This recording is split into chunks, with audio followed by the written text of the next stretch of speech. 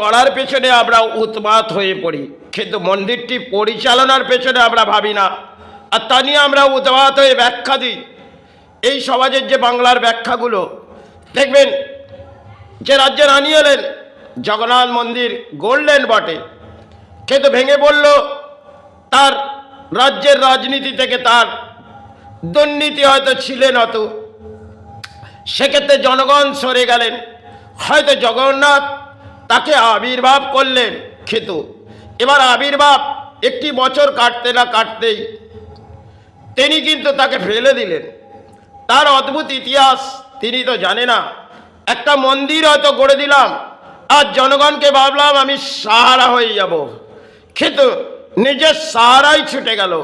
একটা সময় যখন রাজারা এই মন্দিরগুলো গড়েছিল, যেগুলো এক একটা সতীপীঠ আবির্ভাব আছে, সেখানে মহামায়ার আবির্ভাব, সবাইকালে বহু সাধক সাধনার জগতে এসেছিলেন, এসে মাকে জাগিয়ে গেলেন। মাতৃরূপের সেবা তারাই করেছিলেন। সে সবাই হয়তো বহু সাধক, তার জীবনে দুর্ভোগ ছিলেন বটে, তারা মাতৃ আবির্ভাব করেছিলেন, আর তারা জানতেন যে সাধনার জগৎটা কত কঠিন। কারণ তারা যখন সবাই কাটিয়েছেন, তারা জীবনযাত্রার মাঝে একটা ধর্মের লড়াই করেছে। সেটা আজকে তো আর হয় না। আজকে অধর্মের লড়াইগুলো আমাদের রাজ্যে যেখানেই দেখবেন, একটি ধর্মের নামে আমরা অধর্মের বলিগুলো নেতা মন্ত্রীরা বলে দেয়, আর সেগুলোকে নিয়ে আমরা আবড়ে যাই। একটা মন্দির গড়ার পেছনে তার কিন্তু অদ্ভুত জীবনে কাহিনী থাকে। একটা সময় দক্ষিণা স্থান গড়েছিলেন বটে, রানীর অদ্ভুত কাহিনী, সে মা মন্দিরটি গড়ে দেবো, কিন্তু পরক্ষণে যেন এই মন্দিরটি রক্ষা থাকে, সেটা তিনি মাকে জানিয়েছিলেন। আর তিনি সেইভাবেই তাকেই পেয়েছিলেন, ঠাকুরকে, সে জায়গাকে জাগিয়ে গেলেন। এ সমস্ত অদ্ভুত কাহিনী হয়তো বৈশিষ্ট্য যখন মা তারাকে নিয়ে এলেন, সবাইকালের ব্যাপার ছিলেন। তিনি সাধনার জগতে এক ঋষি তিনি এসে এলেন বাংলার মাঝে। তিনি বৈশিষ্ট্য এলেন এবং মাতৃ সেবায় আবির্ভাব হলেন। সবাইকালে তিনি হয়তো দর্শন করলে চিৎকার করে গেলেন, আবার ফিরে হয়তো বাম হয়ে এলেন বৈশিষ্ট্য। আসার পর শেষ সবাইকালে আমাদের ধর্মকে জাগিয়ে দিয়ে গেলেন মা তারা স্থান থেকে। সেটা একটা অদ্ভুত সাধক তিনি করেছিলেন। তার অদ্ভুত ইতিহাস আমরা অতটা জানি না। বৈশিষ্ট্য কিভাবে মাতৃ করে চিৎকার করে আবার বাম হয়ে ফিরে এলেন, এবং যখন বাম হয়ে ফিরে এলেন, তখন জীবনের অদ্ভুত খেলা ছিলেন বাবা বামদেবের।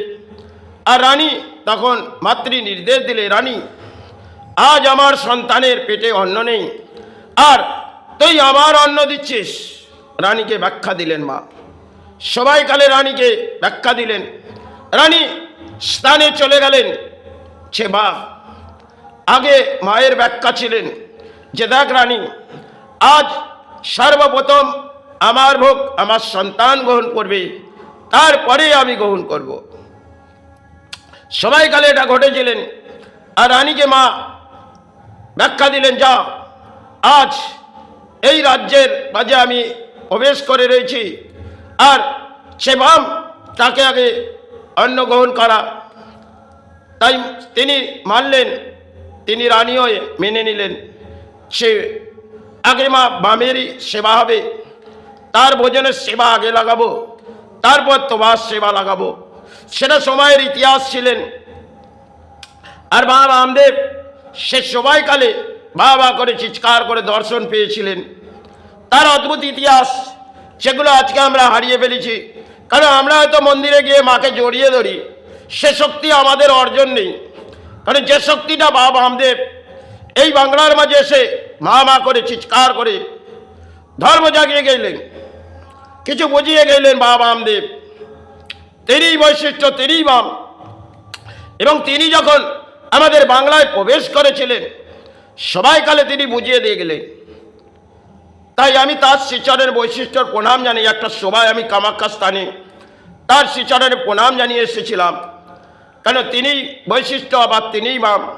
তাই তার শ্রীচরণের শতকোটি প্রণাম জানাই। বৈশিষ্ট্য এবং বামের তারা অদ্ভুত ইতিহাস গড়ে দিয়ে গেছেন মন্দিরে। একটি ম্যাগনেট যেন পাওয়ার দিয়ে গেলেন বাবা বামদেব, একটি ম্যাগনেট যেন পাওয়ার দিলেন মাতৃ সেবায়। সবাইকালে বাবা বামদেব অদ্ভুত সেবাও চালিয়েছিলেন। আর বাবা বামদেবকে জীবনে দারিদ্রতা হয়তো কাটাতে হয়েছিল এই শ্মশানে। সে শ্মশানটায় আজকে দেখবেন যে ক্রিয়াকার্যর কাজগুলো বাংলায় হয় সেগুলো আমি হয়তো গ্রহণ করি না, সমাজ গ্রহণ করে, কিন্তু একটা সবাই এই শ্মশানকে এই মাতৃ সেবা করে তিনি জাগিয়ে গেলেন। আজকে সেটাকে আমরা ব্যবসায় পরিণত করেছি।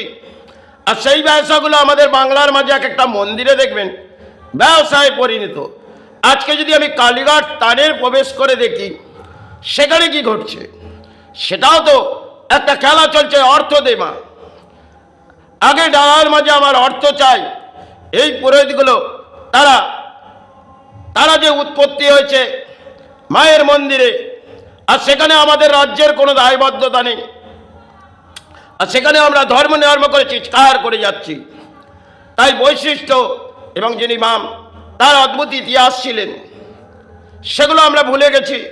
আমরা গিয়ে হয়তো মাকে জড়িয়ে ধরছি, সেই নির্দেশ আমরা পাইনি।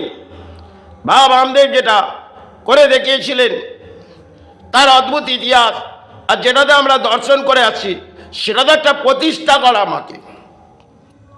তাই তাকে জড়িয়ে ধরার হয়তো আমরা ক্ষমতা পাচ্ছি। আর বাবা বামদেব যখন মা মা করে চিৎকার করে এসেছিলেন, সবাইকালে বাংলার একটা অদ্ভুত ইতিহাস ছিলেন। সবাই চিরি তারাপীঠ শ্মশানে দু একটি কুকুর যারা কালু ভুলো এদের নিয়ে কাটিয়েছিলেন, তিনি মা মা করে কাটিয়েছিলেন। পেটে যখন অন্ন নেই, তার অদ্ভুত ইতিহাস করুণাময়ী। তিনি দেখলেন আজ আমার সন্তান এ ভোজন পাচ্ছে না, আর আমি কি করে ভোজন করি। তাই মা রানীর কাছে নির্দেশ দিলেন, সবাইকালে রানী মেনে নিলেন। আজকে আমাদের রাজ্যে দেখবে সেই আসুক না কেন, তারা ধর্মগুলো নিয়ে চিৎকার করে বেড়ায়। একটা ধর্মস্থান গড়ার পেছনে একটা সবাই লড়াই ছিল রাজাদের। রাজারা লড়াই করেছিলেন। কামাখ্যা স্থান যখন সৃষ্টি করা হয় সেখানে বিশ্বকর্মাকে একটা নির্দেশ দেওয়া হয়েছিল। সেই নির্দেশ বিশ্বকর্মা হয়তো একটু রাজার কিছু ভুলটুটি ছিলেন, মন্দিরটি রাতে ভেঙে পড়লেন। বিশ্বকর্মা রাজার কাছে গেলেন, রাজা আজ জীবনে বিশ্বকর্মা একজন, তিনি এই ভূমির গুরু, তিনি রাজার কাছে গেলেন। রাজা, রাত পার হয়ে যাচ্ছে, রাজা মন্দির আমার হাতে ভেঙে পড়েছে। রাজা বললেন, বিশ্বকর্মা এ কি শোনালে? বিশ্বকর্মা বললেন, রাজা জীবনে আমি বহু কাজ করেছি রাজা, কিন্তু আজকে একটা স্থান আমাকে গড়তে দিয়েছেন আর আমার হাত দিয়ে ভেঙে পড়ল। রাজা চমকে উঠলেন। বিশ্বকর্মা বললেন, দেখো রাজা, আপনি মায়ের কাছে ফের নির্দেশ দিন, মা কি ব্যাখ্যা দিচ্ছে। তখন মা কিছু ব্যাখ্যা দিলেন। যে মন্দির সোনার গড়, কিন্তু রাজা ক্ষমা চাইলেন, সে মা এত অর্থ তো আমার কাছে নেই, আর একটু একটু সোনা দিয়ে একটি পাথরের, এটাই বিশ্বকর্মা আবির্ভাব করুন মা। তাই সেটাই বিশ্বকর্মা আবির্ভাব করে দেখিয়েছিলেন। রাত গড়িয়ে যাচ্ছে, রাজা চোখের জল ভেসে গেছে, আর বিশ্বকর্মা সেই নির্দেশ পুরো করে গেলেন, যেটা আমরা এই ধর্মের মাঝে পারবো না। বিশ্বকর্মা সেই নির্দেশটি যখন মাতৃ সেবায়, একটা সবাই সেবায় বহু সাধক বসেছিলেন, যে মাতৃর আবির্ভাব রাত হয়ে গেল আর এই সৃষ্টির মন্দিরটি সৃষ্টি হয়ে গেল। বিশ্বকর্মা কিভাবে সৃষ্টি করলেন সেটা তার ইতিহাস রাজাই জানতেন। আর যখন রাত কেটে গেল, শুভ সকাল হলো, দেখে নেন একটি বড় স্থান এখানে গজিয়ে গেল। সবাইকালে কামাখ্যা স্থানের একটা অদ্ভুত ইতিহাস, তারাপীঠ স্থানের অদ্ভুত ইতিহাস, আর কালীঘাট স্থানের একটি ইতিহাস আছে, সেটা আমরা ভুলে গেছি। কেন 51টা স্মৃতিপীঠে দক্ষিণা স্থান, সেগুলো মায়ের আবির্ভাব, আদিশক্তি মহামায়ার আবির্ভাব, এই বাংলার মাঝে বহু আবির্ভাব আছে, সেগুলো রাজারা গড়েছিলেন। আর রাজারা যে গড়েছিলেন এক একটা নির্দেশ দিয়েছিলেন। সবাইকালের অদ্ভুত ইতিহাস যেগুলো ব্যাখ্যা দিলে হয়তো বহু রাত গড়িয়ে যাবে। তিনি এক একটা মন্দিরের পেছনে এক একটা রাজা বহু অর্থ ব্যয় করে দিয়েছিলেন যে বা আজ রাজ্য থেকে আমার সব চলে যা, আমি তোর তান গড়ে দেবো। সে সমস্ত অদ্ভুত ইতিহাস রাজারা করে দেখিয়েছিলেন। আর রাজারা মন্দিরের দেখবেন মাথা নিচু করে আমাদের ওই স্থানে প্রবেশ করতে হবে, সেগুলো রাজারা বুঝিয়ে দিয়েছিলেন। আজও তার অদ্ভুত ইতিহাসগুলো আমাদের ভারতবর্ষের মাঝে আছে। আর রাজারা সে সময়কালে এসে আমাদের ধর্মের কিছু বুঝিয়ে গেলেন। আজকে সেই শক্তি আমাদের অর্জন নেই, যেটা আজকে রাজ্য রাজনীতিতে নেতারা মনে করে একটি ধর্মস্থান গড়ে দেবো, একটি প্রচার করব, আর তাতে আমার জনগণ সাহারা হয়ে যাবে। কিন্তু ভেঙে পড়ল রাজ্য রাজনীতিতে। তাই যাই হোক, এটা রাজ্যের মাঝে খেলা, এ নিয়ে আমি ব্যাখ্যা দিচ্ছি না। বিশ্বকর্মা যে সময় এসেছিলেন, তার হাতের বহু কালা এবং রাজা, এক একটা রাজা সময়কালে এক একটা মন্দির সৃষ্টি করেছিলেন এবং সৃষ্টির আবির্ভাবে মাতৃসেবায় এক একটা সাধককে বসিয়েছিলেন। এক এক মহান সাধক তারা এসেছিলেন বাংলার মাঝে, কেউ ভারতবর্ষের মাঝে। বাংলায় বহু মন্দিরে এক একটা সাধক বসেছিলেন, তারা সেবা আবির্ভাব করেছিলেন। এক একটি যেন ম্যাগনেট সৃষ্টি করে গেলে, সেগুলো আজকে আমরা হারিয়ে ফেলেছি। সেই ম্যাগনেটের কতটা পাওয়ার ছিল তা আমরা জানি না। হয়তো ধর্মস্থানগুলো গায়ে আমরা প্রবেশ করছি, কিছু অর্থ দিচ্ছি, মা আমি এসেছি তোর স্থানে, আমায় ভিক্ষা দেই, আর আমি তোকে ভিক্ষে দিচ্ছি। এই তো আমাদের ধর্ম চলছে। সেখানে আমরা বলি ফুটিয়ে যাচ্ছি, যে ধর্মের মাঝে আমরা বলি ফুটিয়ে যাচ্ছি আর অধর্মের ব্যাখ্যাগুলো করছি। আর আজকে ধর্মের জায়গাগুলোকে আমরা হারিয়ে ফেলেছি। দেখবেন একটা মন্দির যদি কেউ গড়ে থাকে, তার পিছনে কিন্তু জীবনের অদ্ভুত লড়াই থাকে। এই নেতারা ভাবে একটা মন্দির গড়ে দিলাম, আরে বাংলা আমার সাহারা হয়ে গেল, কিন্তু ভেঙে পড়লো রাজ্য রাজনীতি। যাই হোক, এগুলো রাজনীতির মাঝে ঘটে। একটা সময় রাজাদের নীতি যে ছিল, সেই আদর্শ আমরা পালতে পারবো না। তারা এক একটা নির্দেশ মায়ের কাছ থেকে পেয়েছিলেন, আর সময়কালে মন্দিরগুলো গড়ে দিয়েছিলেন। তার অদ্ভুত ইতিহাস, এক একটা সাধক এসেছিলেন, তারা আর ফিরে আসবে না। কারণ আজকে আমাদের যে জায়গায় চলে এসেছি, আজকে খাল লালা সবই তো অপবিত্র হয়ে গেছে। সেগুলো একটা সময় পবিত্র ছিল, আজকে সেগুলো অপবিত্র। তাই সেগুলো আজকে আমরা জঞ্জাল ফেলে দিয়েছি। আর সেই জল থেকে একটা সময় জোয়ার আসতো, আর এই জোয়ারের জল দিয়ে কিছু সেবার আবির্ভাব হতো।